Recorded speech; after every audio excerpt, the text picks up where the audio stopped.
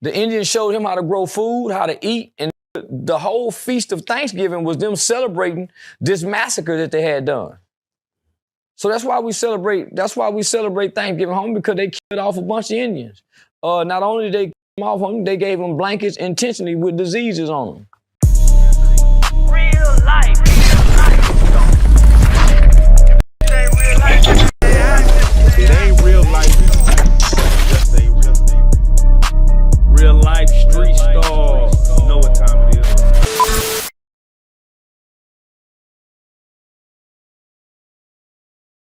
Real life street Starz. Hold on. We back once again. The man that's moving around the nation. I want to say acclaimed actor now, guys. Yeah. You know, NLE Chopper put me in the short film, Nightmare with Cottonwood. Yeah, 1 year ago, Halloween. Yeah, 1 year ago, Halloween, with some very big names, Casanet, Funny Marco, DDG, Ben, Sukiana. So, you know, I got to go in. I had a script, but they let me ad-lib toward the end, too. Yeah. And so from there, man, it opened up some more doors. Quick question I have to ask. There was a meme going around saying Charleston White took his eye out on camera. Yeah, that was in there. So I did that. That was an impromptu. Yeah. So that's kind of what sold the scene a little bit more. You know what I'm saying? So yeah. Now we're gonna talk about it a little later, but I was able to watch The Wrong Address movie, which of course starring Charleston White. And you did this. You popped off the same scene in that movie. Is that gonna be like a? Did the director ask you to do that, or you just say, "Let me go and do that, show how real this is"? No, that's how I wake up in the morning, and you know, it's a prosthetic limb, so I have to clean it. You know what I'm saying? Cause you touching your eye, you're rubbing your eye, so it can get infected just like any other open wound. So that was part of the morning routine. So I was really playing me, but not me, cause I'm not a grandfather. Yeah. So grandfather the movie. Yeah. So that was that was the morning routine. So I just threw that in there. Now, and I know that captivates people. Now, on the trailer, I haven't got to see the movie yet, but on the trailer, there was a scene where you're in the interrogation room. Yeah. There was a lot of emotion. You know, are you pulling something from this, or is this how you? Yeah, nigga, I've been in the interrogation room a few times over the last 3 or 4 years. And a nigga want to cry. You know what I'm saying? They cut out most of it. But now, homie, it's a part where I jump up. I'm about to cry. You know, because we trying to solve my grandson's death, who killed him. And they treat me like I was a suspect. So, I tapped into the times, when I was in them interrogation rooms and they asked me something, and I felt like I was in the right, especially when I went to jail for half a body, for aggravated assault with a deadly weapon. So, they charged me and wasn't nobody else charged. And them came to my location playing tough and gangster. So, I tapped in from that moment. Yeah, I remember being in handcuffs, not having the bond money to get out of jail, and like, man, them niggas were playing gangster with me. I was just responding. So yeah, I tapped into that part right there. That's some real stuff. Now we're gonna circle back to The Wrong Address because we're gonna talk about the promotion of that. But yeah, and we taking it to Hollywood, so I think we got a Hollywood movie premiere coming up like in January. So so we got to get back to it. So with that being said, with the timing of what we're doing right now in this interview, you know. Most folks probably gonna sit down, blessing their food for Thanksgiving dinner, watching the Cowboys. The genocide day we like every year, and we don't thank God for nothing else until Thanksgiving. We complain about more. We complain about our job. We complain about our living situation. But on this one day, we all want to play like we thankful, and in the process of being thankful, we sinning by gluttony. We overeating, we go throw away more food than we digest or give away, and we hollering we thankful. So I call this the holiday. This the holiday. Yeah, motherfucker ain't thankful for a motherfucker thing, because you ain't gonna go feed the poor or the homeless. You're gonna throw away most of the stuff that you're gonna overcook. It's the day. Do you not feel the love of family that comes around Thanksgiving time? Because my mother have a soul food dinner twice a month. So we feel it way before Thanksgiving. Thanksgiving is the day. Most of the family members you come there, most of y'all ain't even like each other. Y'all ain't spoke to each other all year. Y'all ain't prayed together. A family that prays together stays together, not a family that eats together. And then we're not eating at the table. So this is one of the dynamics I look at the family. The family structure. It used to be everybody had to be home by dinner time. right? Everybody, nigga, I don't care what age you were, nigga, you had to make it home by dinner time. And you, your siblings, your immediate family, y'all sat down and like, hey, Dad, can you pass me the peas? Hey, Mom, can you pass me the mashed potatoes? And that gave the father, or that gave the mother an opportunity to say, boy, why your eyes so red?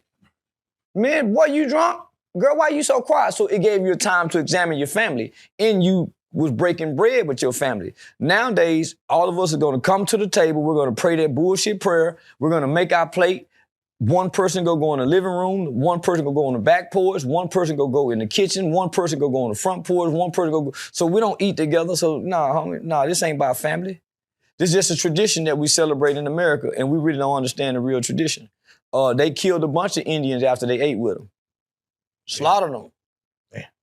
Yeah, so don't y'all forget that shit, nigga, while y'all playing like y'all thankful for some bullshit. So hold on, wait. Social media, do you feel like, because it used to be your family all over the country, y'all come together for something like Thanksgiving to see the family members. You feel like social media might have, like, you know, kind of killed that? My auntie and uncle was fighting long before social media got there. You got me up, ho, what? You know, they were cussing each other out long before social media. And it would go be a family feud. It's gonna be a family fight. And everybody go be ignoring the perverted uncle who, you know, who's a pervert, and everybody know he a pervert, but he still get to hug the nieces and bounce the nephews on his knee. All the while sitting them in his lap. So now, social media didn't have nothing to do with where we at today. So let me just ask, let's just say the white people who haven't experienced a soul food Thanksgiving dinner. Yeah. Just from food-wise, let's not get off to Thanksgiving, but just food-wise, what are some foods that they need to be trying that they may never try before that, you know, grandmama might have cooked, big mama might have They cooked? don't have the same taste buds as us. So they need to stick with what they got. Stovetop stuffing, marshmallow casserole, unseasoned turkey. The yams with the marshmallows covered. No, they need to stick to what they sticking with, and we stick to what we sticking with. We wasn't supposed to never eat at their restaurants, no way. That was Dr. King's dream to make a nigga leave mom and pop in them spots to go to Steak and Red Lobster. Nigga, we wasn't supposed to never cross over and eat what they eat. The sit-ins. Eating apple pies, and no, we like pecan pies, nigga. Give me some advice, because I have a blended family, and I have some. For the first time, I'm celebrating Thanksgiving with Caucasians. You must got a white girlfriend. Nah, she biracial. Oh, okay. I understand that. My son got a biracial daughter, and he biracial. And I say some mean thing about white folks in front of her and forgetting she got a white mama. So I'm sorry, mama. Yeah, I'm sorry. And my mama got a mama. Boy, don't do that. Yes. So monitor your tongue. Yeah, monitor your tongue. So, try to make them feel welcome. But believe me, they understand. Because when they go over to that side, they say about us that we ain't never heard. So I got to say, on the flip side of that, for that obese uncle who shouldn't be eating nothing, what advice can you give that, the one that just come over, the ones that come over just to eat when they know they should be? Man, shouldn't nobody be hiding by, we want to thank God for this day. Because think about this, homie. We're going to overstuff ourselves. On this one day, we go eat to our stomachs bust. And it's some starving children out there. And stop giving away turkeys to homeless. Where they go cook them at? Yeah, I never understood that. A raw motherfucking turkey. Yeah. And then, nigga, most of the turkeys I sold them when I was poor. I went and gave mama one. Homie, most people come get turkeys don't need turkeys. I don't need turkeys, homie. When did this they need a job. When did this disdain for Thanksgiving start with you? Was that like young or something? Or? I never understood it because if you paid attention in school, it wasn't peaches and creams with the white man and the Indians. He tricked them. The Indians showed him how to grow food, how to eat, and the whole feast of Thanksgiving was them celebrating this massacre that they had done. So that's why we celebrate Thanksgiving, homie, because they killed off a bunch of Indians. Not only did they kill them off, homie, they gave them blankets intentionally with diseases on them. Chicken pox, mumps. Homie, that's why we have to have immunization shots because of what they did to the Indians. Damn. Should black people like, you know, how Patti LaBelle did, should we, I mean, she made a bag off of Thanksgiving selling them patty pies. Should we like look into like, just make money off this holiday? Well, this is a capitalist country. Like the old say, nigga, every day you got to wake up and have something to sell in America. Nigga, everybody got something to sell to you.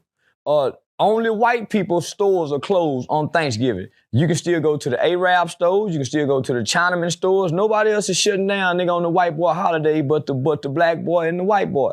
So we follow white customs and white tradition. So I'm saying celebrating Thanksgiving. Go back to having you a once a month soul food Sunday. And you won't have to wait till once a year for you and your family to play like y'all really like each other and y'all ignore each other the whole year. Don't talk to each other. Y'all don't do nothing with each other. And hey, what's going on, kinfolk? Hey, y'all, yeah, man, yeah. Man, everybody full of shit, man. Everybody playing. Especially on Thanksgiving. Now, you got me thinking because you're 100% right. How you feel about Christmas? That's some too. Teach your kid to go out and be a giver rather than a receiver. Because really get mad if you don't get them nothing for Christmas. Christmas ain't about what you can get, it's about what you can go give to the least of those. And nigga, we ain't out on say, come on, y'all, let's go buy presents for the motherfucking kids you go to school with that ain't had a pair of new shoes. You see what I'm saying? Nah, homie, so Christmas is a holiday too. It ain't, man, Jesus is not the reason for the season. They should be telling us some shit. Because if it was about Jesus, then there would be no need to dress up Santa Claus. And what about the poor babies who ain't got a chimney for Santa Claus to come down? Yeah, that does make a violent little son who ain't getting nothing. It just makes him want to steal something. Yeah. Take something. Like that's why crime go up around this time. But think about the poor in the project and ain't got a chimney. And they done sold the story of Santa Claus coming down the chimney. Come on now. So what holiday should we be celebrating? We supposed to just make up holidays. We supposed to have our own holidays and make up. Mother's Day, we supposed to celebrate a whole nother day opposite of what day they said it is. We supposed to have our own holidays that we specifically celebrate and nobody else. Until the end, I think everybody playing. Do you believe in Juneteenth or any other independence holiday? I used to believe it when it wasn't a federal holiday and white folks didn't celebrate it. That used to be my day. I called it day. But now that the white folks celebrate it, man, that day. For George Floyd to be the reason they celebrated it. No, George Floyd wasn't the reason. I thought that's when they implemented. Oh, well, no, we not gonna take that from Miss Opal Lee. Nigga, Miss Opal Lee had been trying to get Juneteenth passed long before George Floyd died of the fentanyl overdose. You heard what I said? Long before he died over the fentanyl overdose. Police didn't kill that nigga. That nigga died from fentanyl withdrawals. Resting on his belly. The white boy just happened to be leaning on his neck at the time. But he gonna die anyway.